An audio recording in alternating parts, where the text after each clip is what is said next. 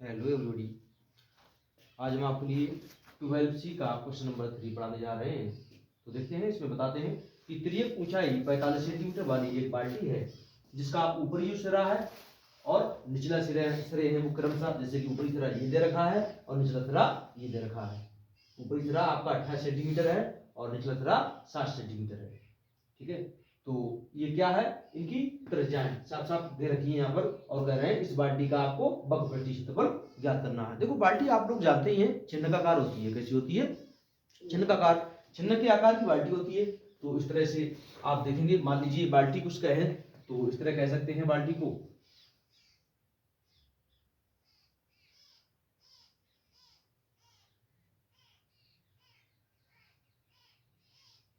बाल्टी कुछ इस तरह की होगी। ठीक है, अब मान लीजिए यहाँ पर ऐसा कुछ भी इस तरह से बाल्टी कुछ हो सकती है। ठीक है, ऐसी बाल्टी होती है।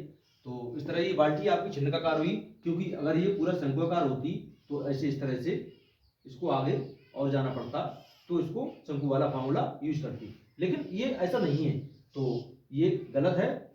शंकुआकार नहीं है, ये छिन्नकाकार है, मतलब शंकु को काटकर बनाई गई है। इस तरह से ऐसे मानते हैं। तो जो चीज दे रखी है उसे मान लेते हैं। तिर्यक ऊंचाई को आप लोग जानते ही हैं, एल से रिप्रेजेंट करते हैं। तो यहाँ लिख ले तिर्यक ऊंचाई L इज इक्वल टू आपका दे रखा है 45 सेंटीमीटर। ठीक है, अब देखो, अब वो कह रहे हैं कि बाल्टी जो है वो उसका ऊपरी सिरा और निचले सिरे दोनों की त्रिज्याएं कितनी दे रखी हैं? 28 सेंटीमीटर और 60 सेंटीमीटर। तो आप चाहें तो इसे R1 R2 भी के रूप में त्रिज्याओं को लिख सकते हैं, या फिर कैपिटल R और स्मॉल r के रूप में लिख सकते हैं। तो कैपिटल R हम बड़े वाले सिरे को मान लेंगे और स्मॉल r छोटे वाले सिरे को मान लेंगे। जैसे मान लीजिए आपका ये ऊपर का बड़ा सिरा है तो इसको कैपिटल R मान लो, नीचे का आपका छोटा सिरा है इसको स्मॉल r मान लो। ठीक है, दोनों तरह से आप कर सकते हैं। तो इस तरह देखते हैं, बाल्टी की ऊपरी सिरे की त्रिज्या, बाल्टी के ऊपरी सिरे की त्रिज्या आपकी है कैपिटल R मान ली हमने यहाँ पर इसे। तो ऊपरी सिरा बड़ा है आपका, तो त्रिज्या है आपकी 28 सेंटीमीटर। यहाँ पर रिप्रेजेंट कर लेंगे, 28 सेंटीमीटर हो गया आपको इस तरह से। अब लिख लो निचले सिरे की, बाल्टी के निचले सिरे की त्रिज्या, जिसे हम स्मॉल r मान सकते हैं। स्मॉल r बराबर में आपका है 7 सेंटीमीटर। ठीक है, अब आपके पास देखो क्या नहीं है, एल भी है आपके पास और दोनों आर भी हैं। और जबकि हमारा जो छिन्नकाकार होता है, तो छिन्नक का जो वक्रपृष्ठीय क्षेत्रफल होता है वो आपका होता है पाई एल ब्रैकेट में कैपिटल R प्लस में स्मॉल r कह सकते हैं, या फिर पाई एल ब्रैकेट में R1 प्लस में R2 कह सकते हैं। ठीक है, तो R1 प्लस में R2 लिया नहीं हमने, कैपिटल R स्मॉल r लिया है, तो ऐसे हम कर लेंगे। तो लिख देंगे अब बाल्टी का वक्र पृष्ठीय क्षेत्रफल, वक्रपृष्ठीय क्षेत्रफल होता है आपका पाई एल ब्रैकेट में कैपिटल R प्लस में स्मॉल r। ठीक है, तो इस तरह से आप पाई का वैल्यू जो है वो 22/7 पुट कर सकते हैं। और एल का वैल्यू यहाँ पर दे रखा है आपको, कितना दे रखा है एल का वैल्यू, उसे लिख लेंगे 45 दे रखा है, 45 लिख लिया आपने। और अंदर कैपिटल R है उसका वैल्यू 28 है और स्मॉल r है उसका वैल्यू 7 है। तो 22/7 ऐसे ही रखा, 45 भी ऐसे ही रखा आपने, और अंदर 7 चौक 28, 7 पंजे 35, या फिर 28 और 7 जोड़ लेना तो भी 32 होगा, बात वही है।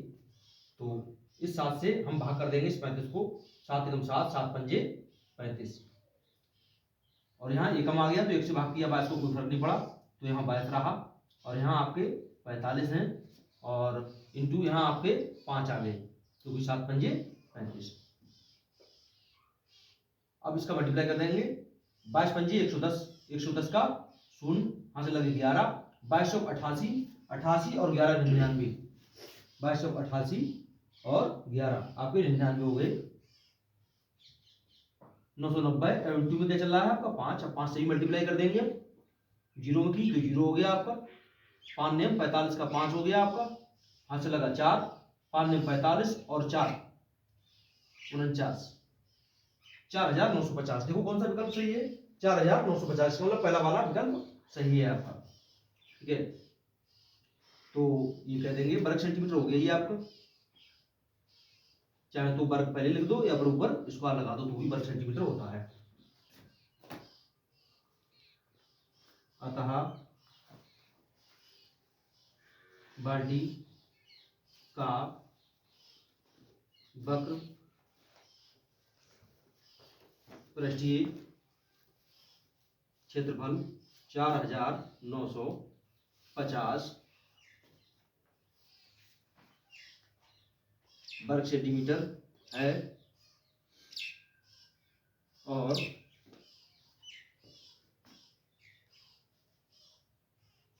विकल्प कौन सा सही है, पहला 4950 वर्ग सेंटीमीटर सही है।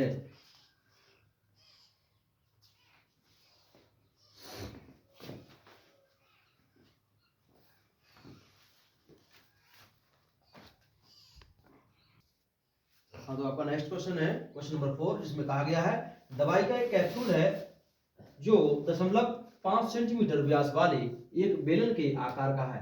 तो इस मतलब कैप्सूल का जो व्यास है वो 0.5 सेंटीमीटर है, और कह रहे हैं जिसके दोनों सिरों पर 2 अर्धगोले लगे हुए हैं। मान लीजिए इसके सिरे पर अर्धगोला ये लगा हुआ है, इसके सिरे पर अर्धगोला ये लगा हुआ है। तो कह रहे हैं कि संपूर्ण कैप्सूल की लंबाई 2 सेंटीमीटर है। मान लीजिए यहाँ से लेके यहाँ तक जो पूरा कैप्सूल है उसकी लंबाई 2 सेंटीमीटर है। तो कह रहे हैं इस कैप्सूल की धारता है, मतलब धारता इसमें से निकालनी है। धारता आप लोग जानते ही हैं, धारता आपका आयतन होता है। क्या होता है, आयतन। तो इसका आयतन निकालना है, वही आपकी धारता होती है कैप्सूल की। मतलब ये पता लग जाएगा आखिर इस कैप्सूल में कितनी दवा भरी जा सकती है।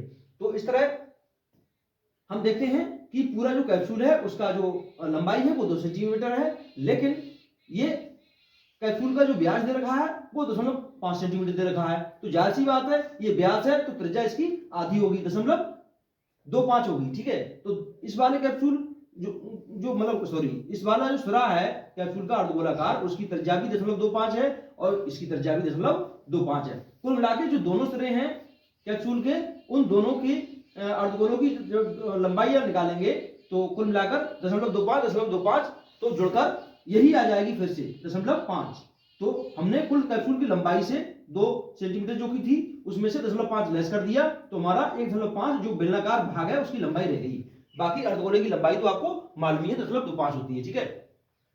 तो लिख लेंगे कैप्सूल का व्यास, आप लोग जानते हैं कैप्सूल का व्यास 2r बराबर में क्या है, 0.5। त्रिज्या निकाल लेंगे यहां पर, त्रिज्या r, ये 2 इसके नीचे पहुंच गए तो 0.5/2 आ गए, तो हम कह सकते हैं 0.25 सेंटीमीटर। 2 से हमने इसे भाग कर दिया, ठीक है।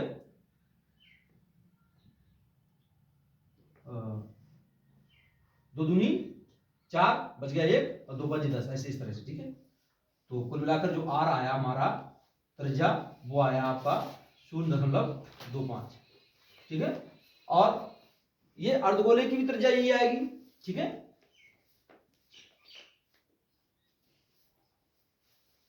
देखो अर्ध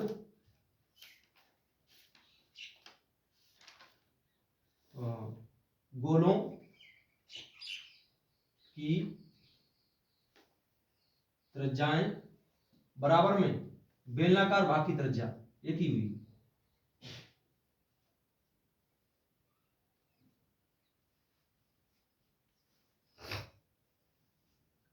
r बराबर में कितनी है, 0.25 सेंटीमीटर, ठीक है। तो इस तरह जो बेलनाकार भाग है उसकी लंबाई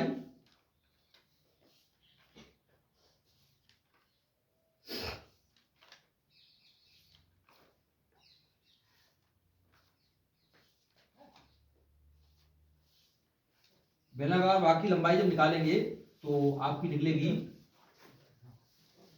h इक्वल टू संपूर्ण लंबाई 2 है, इसमें से दोनों कैप्सूल की त्रिज्याओं को जोड़कर घटा देंगे। इसका मतलब कितना घटा देंगे, 0.5 को लेस कर देंगे तो आपका कुल h बचेगा वो है 1.5 सेंटीमीटर, इस तरह से। ठीक है, तो अब आप क्या करेंगे, आप कैप्सूल की धारिता ज्ञात करेंगे।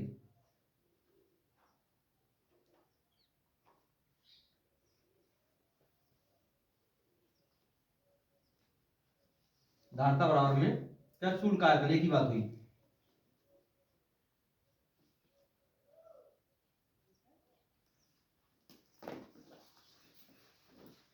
तो इसमें क्या करेंगे, बेलनाकार भाग का आयतन प्लस दोनों अर्धगोलों का आयतन।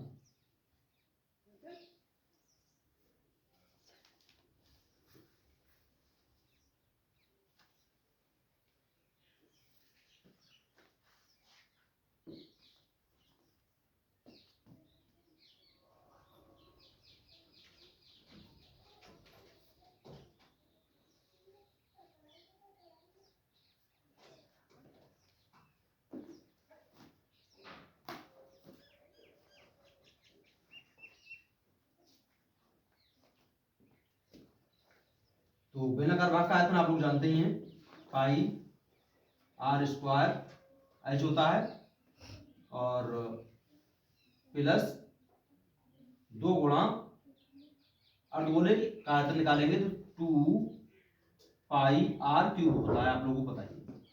इस तरह तो यहां से पाई आर स्क्वायर यहां पर भी है और पाई आर स्क्वायर यहां पर भी है, तो चाहे तो आप कॉमन ले सकते हैं। तो आपने कॉमन लिया, पाई आर स्क्वायर कॉमन ले लिया, तो यहां आपका एच बचा केवल, और प्लस यहां पर आपका 2 दूनी 4 बचा, और पाई निकल गया बाहर, आर की 2 पावर निकल गई बाहर, 1 पावर रह गई अंदर। अब पाई का मान यहाँ पर 22/7 लिख सकते हो आप, इंटू आर का वैल्यू आप 2 बार लिख लेंगे, 0.25 इंटू 0.25, ब्रैकेट के अंदर एच है, तो एच का वैल्यू यहां पर दे रखी है 0.15, प्लस में 4 तो ऐसे है ही, इंटू 0.25 ये आपके वैल्यू है।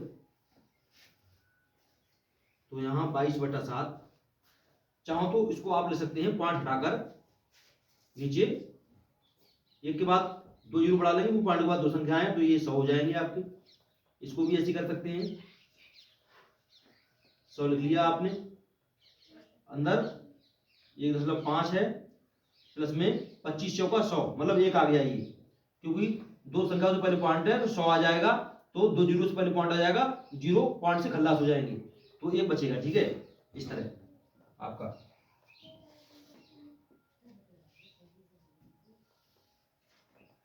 तो अब आप क्या करें, 22/7 को ऐसे लिख लें,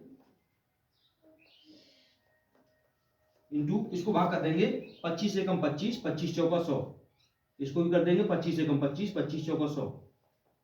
ठीक है, 25 से कम 25, 25 चौका 100, 25 से कम 25, 25 चौका 100, इस तरह से। अंदर आपका जो बचा है वो 1.5 ये है और 1 ये है, ये हो गया 2.5, 2.5 हो गया कहने का मतलब। ठीक है, अब इसके नीचे से भी पॉइंट हटाएंगे, वो सॉरी इसके आगे से पॉइंट हटाएंगे और नीचे एक के बाद एक जीरो बढ़ा लेंगे, तो एक के बाद एक संख्या थी यहाँ पर। ठीक है, पॉइंट हटा दिया हमने इस तरह से, तो कुल मिलाकर ये जो संख्याएं निकली वो कह सकते हैं 22/7, 1/4, 1/4, और इंटू में ये आ गए आपके 25/10। ठीक है, इस तरह से। अब इसको भी 5 से डिवाइड कर सकते हैं आप, तो इस तरह और 4 मतलब 2 से इसको डिवाइड कर देंगे, तो हमारा ये आ जाएगा 2 एकम 2, 2 एकम 2/7, 1/4, 2 दूनी 4, 1/4 इंटू 5 25 और 5 दूनी 10, इस तरह से। ठीक है, अब ऊपर का ऊपर मल्टीप्लाई, नीचे का नीचे मल्टीप्लाई करेंगे। तो 11 एकम 11, 11 एकम 11, 11 पंजे 55, नीचे का नीचे मल्टीप्लाई करेंगे। 4 दूनी 8, या फिर ऐसे कर लेते हैं 7 चौक 28, 28 दूनी 56, 56 दूनी 128। ऐसे देखते हैं, नहीं 56 दूनी 112 आएगा, सॉरी। 7 चौक 28, 28 दूनी 56, 56 दूनी 112, 112। अब 112 से डिवाइड करेंगे तो इधर की ये लेते हैं, 112 से डिवाइड करेंगे हम 55 के लिए, तो 55 यहाँ लिख लेते हैं। और देखो 55 एक छोटी संख्या है, इसलिए दशमलव 0 पॉइंट लगा लेंगे इसे, कहने का मतलब यहाँ हो गया 550। ठीक है, अब करेंगे तो चौका लगाएंगे, तो 112 चौका कितने होते हैं आखिर, शायद ये तो ज्यादा हो जाएंगे। 4 दूनी 8, 4 एकम 4, 4 एकम 4, नहीं सही है। तो 4 दूनी 8, 4 एकम 4, 4 एकम 4। और अगर पंजे की बात करें तो ये ज्यादा हो जाएंगे, 112, 5, 5 दूनी 10 का शून्य, यहाँ से लगाइए 5 एकम 5 और 1 6, 5 एकम 5, 5 दूनी 10 का शून्य, यहाँ से लगाइए 5 एकम 5 और 1 6, 5 एकम 5, 560 हो गए, ज्यादा हो गए, तो चौका ही लगाएंगे। चौका आके आ गया आपके 448 बटे, इधर से 1.5 ले ली, 10 में से 8 गया, 2 बचा, इधर 4 में से 4 गया, कुछ नहीं, और इधर 5 में से 4 गया तो 1, 102 बचा। ठीक है, अब वो पॉइंट लगा हुआ है आपका, तो इधर 0 बढ़ गया, अब ये आ गया 1020। अब यहाँ आपके मतलब 112 है, तो 112 धाई करेंगे तो 1120 हो जाएगा। इसका मतलब नेमा पढ़ेंगे, 112 नेमा कहेंगे, तो 9 दूनी 18 का 8, हाथ से लगाइए, 9 एकम 9 और 1 10 का शून्य, हाथ से लगाइए, 9 एकम 9 और 1 10, 108, बिल्कुल सही रहा। तो नेमा आ गया आपके 1008। इधर से 2.5 ले ली, 10 हो गए, 10 में से 8 गए, 2 बचे, इधर एक रह गया, 1 में से 0 गया तो 1 बचा, और इधर कुछ नहीं, इधर भी कुछ नहीं, तो 12 हो गया, पॉइंट लगा हुआ है, 0 हो गया। तो 112 एकम 112, इस तरह से 10 में से 2 गया, 8 बचा, और इधर कुछ नहीं बचा, फिर से वही आ गया आपका कहने का मतलब। तो इस तरह पॉइंट लगा हुआ है, 0 बढ़ गया, तो इसमें अब भाग करना संभव नहीं है, तो इसका मतलब यहीं तक रहने देते हैं। तो पॉइंट के बाद 4 9 देखते हैं कौन सा है आपका ऑब्जेक्टिव, इनमें से कोई नहीं।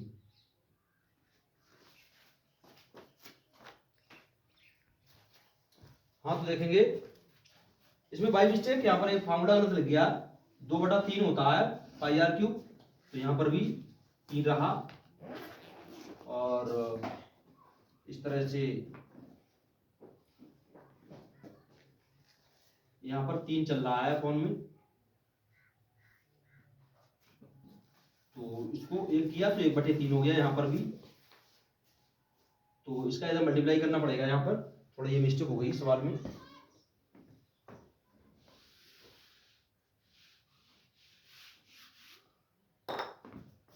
तो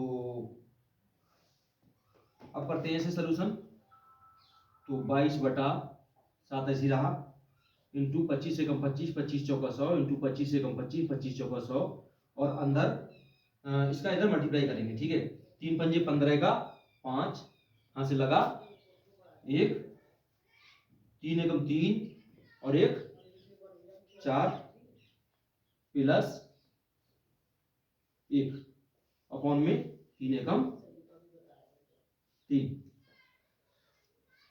तो पॉइंट 1 के बाद है तो लगा दिया इस तरह से। ठीक है, अब इसको जोड़ देंगे अगली स्टेप में, तो यहाँ पर आपके 22/7 इंटू 1 एकम 1 कर सकते हैं, या फिर रहने दो भी इसे, इसको डिवाइड कर सकते हैं इससे इसको। ठीक है, तो यहाँ पर इसको अभी डिवाइड कर देते हैं, 2 एकम 2, 2 एकम 2 और 2 दूनी 4, इंटू 1/4 ऐसे ही रहा, इसको जोड़ लिया, 4.5 ये है, एक ये 5.5 हो गया, इसका मतलब 5.5 अपॉन में 3 है। तो अगली स्टेप में हम देखते हैं 11/7 इंटू 1/2 इंटू 1/4 इंटू 5.5 देखो क्वांट हटा दिया तो नीचे 0 बढ़ गया, इसका मतलब ऊपर 55 हो गया और नीचे 30 हो गया। अब 55 को काट सकते हैं किसी से, 5 से काट सकते हैं फिर से, तो 11/7 इंटू 1/2 इंटू 1/4 इंटू में 5 एकम 5 5 एकम 5 5 छक 30, इस तरह से डिवाइड कर दिया हमने। अब किसी को नहीं काट सकते, नहीं काट सकते तो इसको लिख लेंगे आगे 11 में 11 11 में 11 11 में 11 121 और नीचे का नीचे मल्टीप्लाई कर लेंगे 7 में 42 42 चौका 4 दूनी 8 4 चौक 16 168 60 में 42 42 चौका 168 168 दूनी दूनी कर देंगे तो 8 दूनी 16 का 6 यहाँ से लगा 1 2 छंग 12 1 13 का 3 यहाँ से लगा 1 और 1 2 2 36 फिर से देखते हैं 2 8 16 का 6 यहाँ से लगा 1 2 छंग 12 1 13 का 3 यहाँ से लगा 1 देखो 2 और 1 3 1 2 छंग 12 और 1 13 का 3 यहाँ से लगा 1 देखो 2 और 1 3 336 हो गई। तो ये आपका हो गया 121 अपॉन में 336, ठीक है। अब 336 को डिवाइड करेंगे तो देखते हैं, तो इस तरह 121/336 आ गया। तो 121 को डिवाइड करेंगे तो 121 को जब हमने डिवाइड किया 336 से तो 0 पॉइंट लगा लिया, यहाँ 0 बढ़ गया, यहाँ हो गए 1210, ठीक है 1210 हो गए। तो 3 चौक 12 4 ज्यादा हो जाएंगे, तियां लगाओ मतलब 336 तियां जब कर रहे हैं तो 3 छक 18 का 8 हाथ से लगा 1 3 तियां 9 और 1 10 का 0 हाथ से लगा 1 3 तियां 9 और 1 10 1008 आए तो 1008 लिखे लेते हैं। इधर 10 में से 8 गए तो 2 बचे, इधर 0 रह गया और इधर 2 रह गया, 202 बचे कहने का मतलब। तो जब 202 बच गए, पॉइंट लगा हुआ है 0 हो गए, 2020 हो गए। तो छंगे लगा के देखते हैं कितने आते हैं। 6 छंग 36 का 6 यहाँ से लगा 3 6 3 18 18 और 3 21 का 1 यहाँ से लगा 2 6 3 18 18 और 2 20 2016 बिल्कुल सही। तो इतना ही रखते हैं क्योंकि लगभग आ ही गया आंसर हमारा, और भी इसको आगे वैसे कर सकते हैं तो इतना ही रखते हैं। तो ये आ गया हमारा 0.36 घन सेंटीमीटर, ठीक है, सेंटीमीटर क्यूब इस तरह से। तो आप लिख देंगे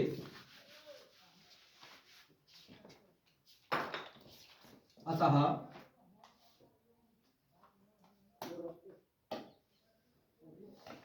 कैप्सूल की